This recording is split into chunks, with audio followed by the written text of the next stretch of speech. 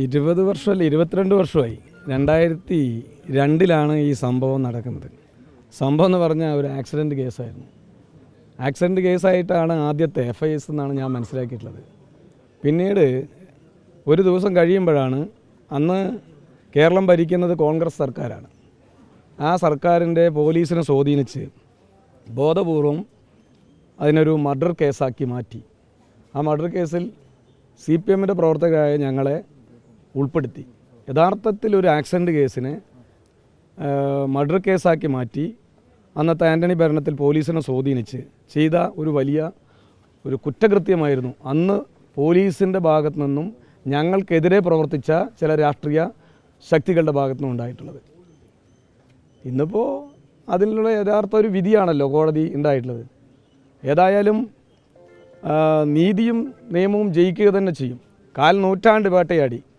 ആ വേട്ടയാടലൊന്നും ഞങ്ങൾ തളരാൻ നിന്നില്ല. ഞങ്ങളെ തകർക്കാനും കഴിയില്ല. ഞങ്ങൾ കമ്മ്യൂണിസ്റ്റുകാരാണ്. കമ്മ്യൂണിസ്റ്റുകാർക്ക് ഇത്തരം പ്രതിസന്ധികളും പ്രയാസങ്ങളും നല്ല വേട്ടയാടലും ഉണ്ടാകുമെന്ന് ഞങ്ങൾക്കറിയാം. ഞങ്ങളുടെ രാഷ്ട്രീയ പ്രവർത്തനം അത് തന്നെയാണ്. അപ്പോൾ ആ മുന്നോട്ട് പോക്കിൽ ഞങ്ങൾക്കിത്തരം ബോധപൂർവം ഉണ്ടാകുന്ന കേസുകളും ഇത്തരത്തിലുള്ള പ്രശ്നങ്ങളും പ്രയാസങ്ങളെല്ലാം അനുഭവിക്കും എന്ന് അറിഞ്ഞുകൊണ്ട് തന്നെയാണ് കമ്മ്യൂണിസ്റ്റ് പാർട്ടിയുടെ പ്രവർത്തനം ഏറ്റെടുക്കുന്നത്.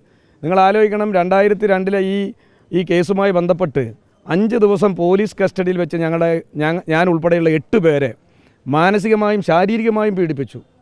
ഈ പോലീസ് കസ്റ്റഡി എന്ന് പറയുന്നത് വളരെ ഭയാനകമാണ്. നമുക്ക് ഊഹിക്കാൻ പറ്റാത്ത രൂപത്തിലുള്ള ഒരു പ്രയാസകരമായ സംഗതിയാണ്. 5 ദിവസമായിരുന്നു അങ്ങനെ പോലീസ് കസ്റ്റഡിയിൽ വെച്ച് ഇല്ലാത്ത കാര്യങ്ങളെ ചോദ്യം ചെയ്ത് ഉണ്ട് എന്ന് വരുത്തി തീർത്ത്.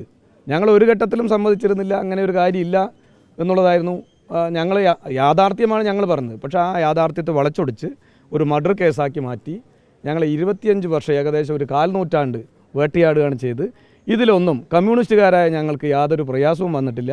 ഇനിയും ഞങ്ങളുടെ മുന്നോട്ട് പോക്കിൽ ഇത്തരം പ്രതിസന്ധികൾ ഉണ്ടാകുമെന്ന് ഞങ്ങൾ മനസ്സിലാക്കിയിട്ട് തന്നെയാണ് മുന്നോട്ട് ഇതുകൊണ്ടൊന്നും ഞങ്ങളെ തകർക്കാൻ ഒരു രാഷ്ട്രീയ ശക്തിക്കും കഴിയില്ല എന്നുള്ളതാണ് കോടതി.